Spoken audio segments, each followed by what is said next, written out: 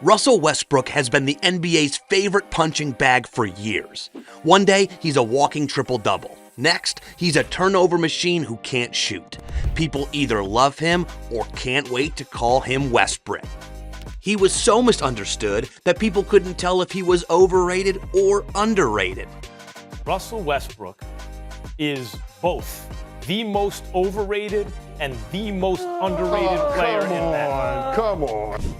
But we're starting to realize that Westbrook never really changed. The NBA just didn't know what to do with him.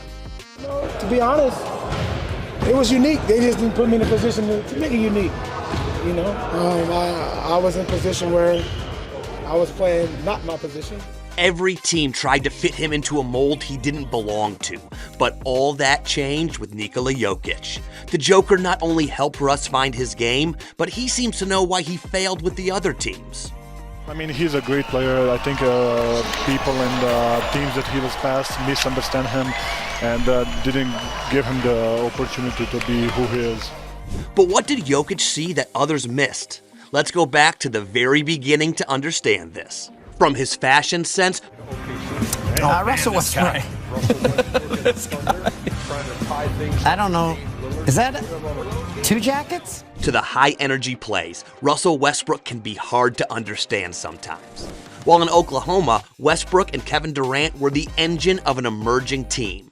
But when KD had an injury and missed lots of games, Westbrook stepped up and delivered what people called an Oscar Robinson-esque performance. He averaged 35 points, 10.7 assists, and 10.4 rebounds in games without Durant. But even then, there was a problem. Some people sometimes viewed Russ as an obstacle to Durant's success, while others thought his presence was vital for Durant's success. But KD cleared the air on that. Playing with Russ, and I never seen somebody jump that high or run that fast or be that explosive ever in anything in my life. You know what I'm saying? And to see that up close every night and know that he has a physical advantage over every point guard he playing against, I had the utmost confidence walking into every game. But even before then, during Durant's MVP speech in 2014, KD appreciated Westbrook for his intensity and loyalty. But in 2016, KD bounced to the Warriors and Russ was blindsided. In the heat of the drama, the media described Westbrook as an elite talent, but an impossible teammate. But the next season, Westbrook played like he had a chip on his shoulder and ended the season with the MVP award. This made him the first MVP to win it without a top 3 seed since 1982. However, the Thunder were still not contenders. Even when they brought in Paul George and Carmelo Anthony, they just couldn't make any deep playoff runs. Meanwhile, KD was racking up rings with the Dubs, and so the criticism started. Stat padding, can't win in the playoffs, tough to play with. Never mind the fact that his next best teammate was Victor Oladipo, who wasn't even an all-star yet. So in 2019, Russ decided to move in search of a ring. He teamed up with James Harden in Houston, which on paper looks scary. 2 MVPs, both elite scorers, both dynamic playmakers. But in reality, it was clunky. But then, many people forget that at first, Russ delivered, putting up numbers like 27 points, 7 rebounds, and 7 assists. But Harden was a ball-dominant ISO machine, and Westbrook needed space to attack. Defenses clogged the paint, daring him to shoot, and with a three-point percentage of 25.8%, it was never gonna work. So, after a second-round playoff exit, it was time to move again. In fact, every time Harden and Russ got together on a team, it was impossible, and someone had to leave. Westbrook's next stop was Washington in the 2020-2021 season. There, he turned back the clock. He averaged 22.2 points, 11.5 rebounds, and 11.7 assists, breaking the all-time triple-double record. The Wizards even made a surprisingly late playoff push with Russ. But it didn't matter. Washington wasn't built to win anything except its politics. So they got bounced in the first round. And once again, Westbrook was labeled as an empty stats guy. Next, Westbrook moved to LA, where we all thought surely with LeBron and AD, he would get his first ring. The hype was real, but once they got on the court, it was something else. For some reason, Westbrook just couldn't find his form. Shaq even diagnosed his problem. I finally see his problem. Like, he wants to do so good, he's going 1,000 miles an hour. I said, my man, slow down. You know, like the one play, he starts the fast break back there, and then he's fast, but not as fast as the old Russ. And then the young guy caught up with him. He turned on and said, bro, take your time, slow it down. His every miss, every turnover, every bad shot went viral. The memes were endless. He couldn't escape it. And the worst part, the Lakers never knew what to do with him. At first, the Lakers asked him to be a spot-up shooter, something he's never been. And so his numbers tanked. 18.5 points, 7.4 rebounds, 7.1 assists, shooting 29.8% from three. The media circus was relentless. So the team put the ball in LeBron's hands more and more and left Westbrook stranded. That was never going to work. And then we have moments like this in the locker room. We know in this room what we can be. And we just got to keep stacking, keep building, keep doing things the right way. Being together, being competitive, being aggressive. Let's keep this going. Let's get greedy. Let's get real greedy, man. Let's get real greedy. Let's get greedy, man. We got on three. Keep having fun, bro. Yes, sir. You have it for the next man. Keep having fun, bro. Yes, Win, sir. lose, or draw, have fun. Just keep having fun. It was the ultimate disaster. The perfect storm of bad fit, bad roster construction, and a media looking for someone to call a vampire. The brutal LA fans turned Westbrook into an anthem. And so, it was time for him to move again. But where? Westbrook landed with the Lakers' neighbors, the Clippers, in 2023. And at first, Russ was Danger Russ again. He fit well next to Kawhi Leonard and Paul George, bringing energy and pace. He shot 35.6% from three, his best mark in years. The Clippers would go on to win playoff series, and so it looked like Russ had found a home, and the Lakers just misunderstood him. But then James Harden arrived, and just like that, Westbrook was back on the bench. His minutes dropped, his impact faded. By midseason, he was finished. The media came for him again. They called him washed, another star past his prime. But the story wasn't over yet because Jokic came calling.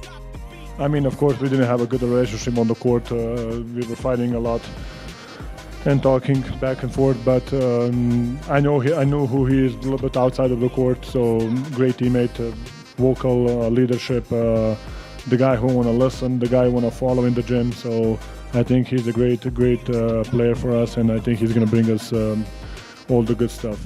Nikola Jokic was basically saying, y'all fumbled half of this man's career. You see, Denver had lost key depth in the offseason. They needed someone who could bring energy, defense, and maybe some experience too. Jokic saw something the rest of the league ignored. Westbrook wasn't washed. He was just in the wrong situation. So, the Nuggets took a chance. To be honest, it was hard to see how Russ could fit into the Nuggets team. The Joker was the man that controlled most of the game as the Nuggets played with spacing and ball movement. So it looked like a mismatch, and at first it was a mismatch. Westbrook came off the bench, playing limited minutes. His shot was rough as he started the season shooting 39.1% from the field and just 21.7% from three. Fans were starting to wonder if Denver had made a mistake. Then Jamal Murray went down. Murray's injury forced the Nuggets to shake things up. They needed another playmaker in the starting five. Westbrook got the call, and suddenly, everything clicked. With Jokic controlling the offense, Westbrook didn't have to force anything. Instead, he focused on what he did best, attacking in transition, cutting off the ball, and creating easy buckets for teammates. His numbers jumped. In his first 15 games as a starter, he averaged 16.8 points, 7.9 assists, and 6.5 rebounds on 47.2% shooting. His turnovers dropped, and his efficiency skyrocketed. But what was even more incredible was his chemistry with Jokic. Russ found a groove as a slasher, making smart cuts while Jokic picked defenses apart. His finishing at the rim improved, shooting 63.5% in the paint, his highest mark since 2017. The Nuggets played faster, ranking second in fast break points after Westbrook joined the starting lineup. More importantly, he embraced Denver's system. No more forced jumpers or bad ISO plays. He bought into movement and spacing. His three-point attempts dropped to just 2.1 per game, his lowest since his rookie year. But his efficiency went up to 34.2%. Westbrook's defense also took a leap. He averaged 1.9 steals per game as a starter, his best since his OKC days. Denver's defensive rating also improved from 14th to 6th with him on the court. With Westbrook in the starting lineup, the Nuggets went 19-7. Their offense flowed better, their pace increased, and Jokic had a secondary playmaker to relieve pressure. Westbrook went from an afterthought to a key piece in a title-contending squad. And now, the real question is, could Westbrook help the Nuggets win another championship? You see, the Nuggets took a gamble on Russell Westbrook, and it paid off. Since moving into the starting lineup, the Nuggets have been a different beast. With Westbrook running alongside Nikola Jokic, Denver has climbed back near the top of the Western Conference standings. Their offense is humming, their defense is locked in, and suddenly, the Jokic-Westbrook duo looks like one of the best in the league. But this chemistry even goes beyond what they do on the court. It's also what they do off of it. The Jokic-Westbrook connection has been unstoppable. Westbrook is averaging 16.2 points, 8.1 assists, and 6.3 rebounds as a starter, shooting 48.1% from the field and a surprising 35.1% from three. His efficiency is the best it's been in years, and his turnovers have dropped to 2.5 per game, his lowest as a full-time starter since 2015. More than just stats, it's the impact. Westbrook's energy is infectious. He's pushing the pace, setting the tone on defense, and taking pressure off Jokic as a secondary playmaker. So now the real question, can this team win it all? A few months ago, nobody would have even entertained that idea. Westbrook was washed, done. The Lakers treated him like a problem, not a player. But in Denver, he's a piece of the puzzle. Right now, the Nuggets look like a team built for a deep playoff run. Jokic is playing at an MVP level. Aaron Gordon is a defensive monster. Michael Porter Jr. is shooting lights out. And now, they have a rejuvenated Westbrook giving them elite guard play. If this version of Westbrook carries into the postseason, the Nuggets will be scary. His speed, rebounding, and ability to create easy buckets could be the X factor in a playoff series. But the biggest question is consistency. Can he maintain this efficiency? Can he hit enough shots when defenses pack the paint? Let us know your thoughts in the comments. And if you enjoyed this video, watch why Nikola Jokic wanted Russell Westbrook in the first place next.